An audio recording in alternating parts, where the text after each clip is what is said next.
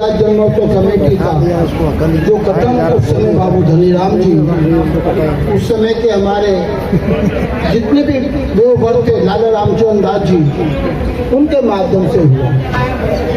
दिल्ली की एकमात्र ऐसी कमेटी है।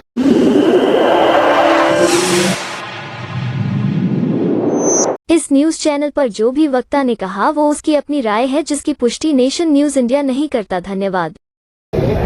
जो कि सिर्फ गुरु रविदास जी की जन्म जयंती तक सीमित नहीं है। वो गुरु रविदास जी के जितने मंदिर दिल्ली के अंदर हैं उन सब के बारे में विचार करती है। गुरु रविदास जी के अनुयायी जहाँ जहाँ रहते हैं उनकी समस्या का समाधान के लिए सोचती है।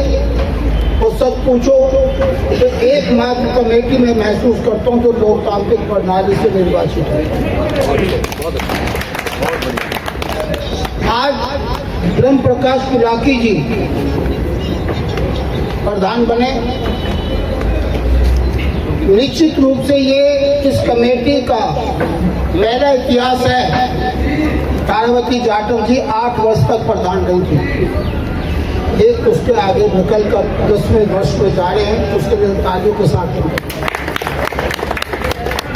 अभी यहाँ पे चर्चा हो रही थी लोकप्रिय और जनप्रिय। पिलाकी जी न लोकप्रिय हैं न जनप्रिय हैं, वो गुरु के प्रिय हैं। बहुत अच्छे, बहुत बढ़िया। आज इस अवसर पर मैं कुछ बातें जरूर दोहराना चाहूँगा। मैं भी कमेटी से आज से नहीं पिछले 50 वर्षों से जुड़ा हूँ। 50 वर्ष पुराने अखबार उठा के अगर नवभारत टाइम्स का देखेंगे, आप हिंदुस्तान देखेंगे तो गुरु जी की जयंती पर मेरा आर्टिकल मिलेगा। 50 साल पहले मैंने लिखना शुरू किया। बाबू धनीराम जी के टाइम में हमने इसके अंदर काम किया। हमने किशनपाल जाटव के टाइम में काम किया। हमने गुलाब भाई के टाइम में काम किया। हमारे शिवचंद्र पीपल जी भी प्रधान रहे।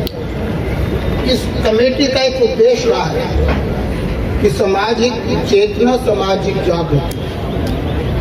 और मैं एक बात और दोहराता हूं, जब पहले शोभा यात्रा आती थी तो हमें चित्र याद है, बाहर से कॉलेज के बाहर से खालसा कॉलेज से निकल जाते थे।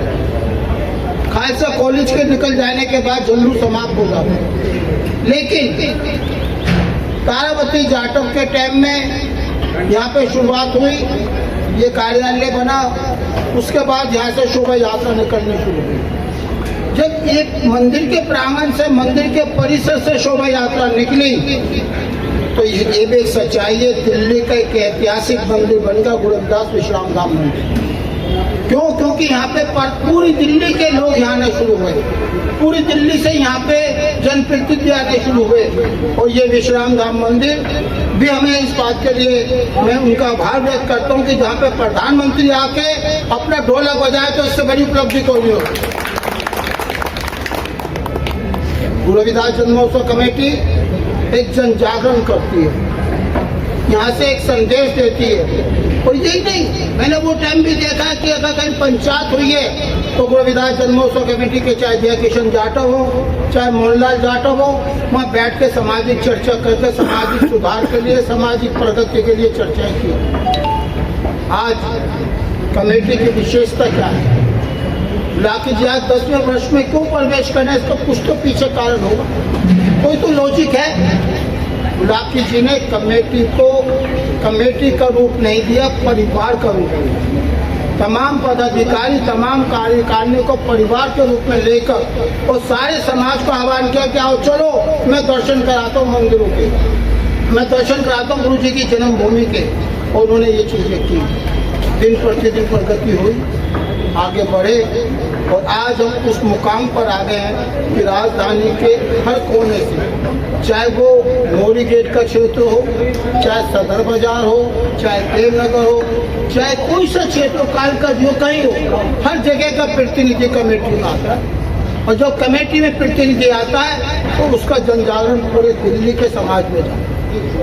आज मैं इस अवसर पे एक बात जरूर कहना चाहूँगा, मैंने सिर्फ एक काम अच्छा किया है गुरु भक्ति के लिए, सिर्फ एक। लिखना अलग चीज है, झांकी बनाना अलग चीज है, जन जागरण करना अलग चीज है, लेकिन मैं निगम पार्षद बना अपने सौभाग्य, और उस सौभाग्य से मेरे एक कर्तव्य बनता था, वो मैंने पूरा किया। स्टैंडिंग कमेटी की मीटिंग थी, चर्चा थी कि रामलीला के अंदर, रामलीला के लिए पूरे जितने भी पार्क है सब कारपोरेशन फ्री देती है। उस कारपोरेशन के पार्कों के साथ साथ प्रस्ताव ये आया कि जो वो खाने पाने के स्टॉल लगते हैं, जो झूले लगते हैं, वो जनक दरबार भी फ्री कर दिया। मैंने कहा विजेंद्र गुप्ता जी, मैं ये जानना चाहता हूँ, आप रामलीला के लिए फ्री करते हैं, जनक दरबार फ्री करते हैं, बड़ी खुशी की बात है, लेकिन जिसने रामायण लिखी, जब वाल्मीकि जी की शोभा यात्रा निकलती तुम किराया लेते, जिस बाबा साहब के संविधान की शपथ लेकर हम यहाँ पे बैठे, जब उनकी शोभा यात्रा निकलती हम किराया लेते हैं, जिस भगवान बुद्ध की प्रतिमा को लेकर हम देश विदेश के अंदर चर्चा करते हैं, जब उनकी बुद्ध जयंती आती है हम किराया लेते हैं, जब मंचंगा तो कटौती में गंगा कहने वाले रविदास जी की झांकी निकलते तुम किराया लेते हैं, और तो गुरुदेव बाबू का शोभा यात्रा निकलते तुम किराया लेते, महावीर जयंती तुम किराया लेते, गुरु नानक जयंती तुम किराया लेते। मैं ये जानना चाहता हूँ, राम का का किसी और का किराया माफ होगा या नहीं होगा, ये राम का क्यों होगा? ये प्रश्न मैंने हाउस में किया। स्टैंडिंग कमेटी में प्रस्ताव पास हुआ कि जितनी भी शोभा यात्रा, चाहे वाल्मीकि जयंती, रविदास जयंती, अम्बेडकर जयंती, बुद्ध जयंती, चाहे गुरु नानक, सबका किराया माफ हुआ। ये कर्तव्य मैंने निभाया। आज राखी जी जानते हैं, पहले मैं जाता था बाकायदा इसकी बुकिंग कराने के लिए, बुकिंग के पैसे दो, सपोर्टी के पैसे दो, लेटर दो। अब सिर्फ ये होता रविदास जयंती किस तारीख की है, उस दिन लिख दिया जाता कि आज की रविदास जयंती, आज हम लेट कर दिया। दूसरी बात, गुरु भक्ति का इनाम भी मिला है। मैं सच्चे मन से कहना चाहता हूँ, गुरु भक्ति का इनाम भी मिला है। मेरे पोते का जन्म गुरु रविदास जयंती के दिन हुआ, इससे ज्यादा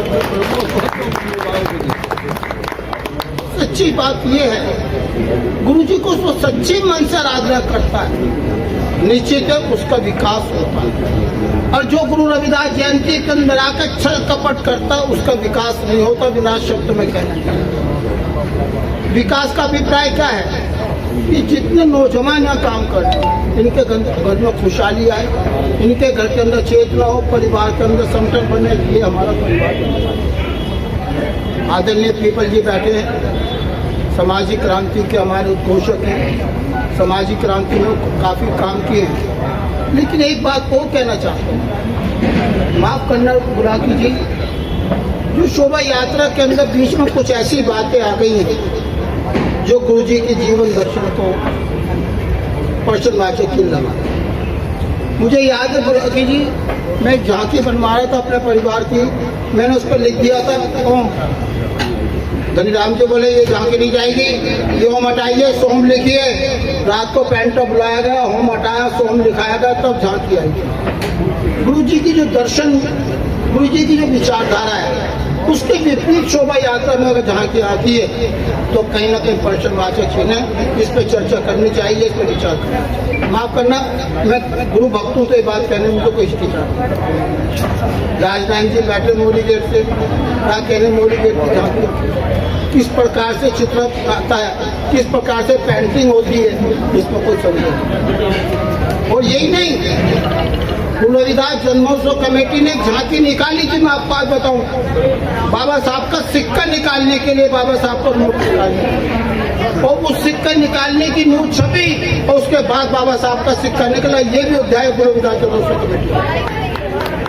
मैं ज्यादा नहीं बोलूँगा, आप जानते हैं मैं बीमारी में चल रहा हूँ आजकल, मुझे हार्ट अटैक हुआ, पैरालाइज अटैक हुआ, लेकिन गुरु जी की लीला, गुरु जी का आशीर्वाद मुझे फला। मैं इतना ही कहना चाहूँगा, जो बोले आज के साथ ऐसा लगे जयकारा है।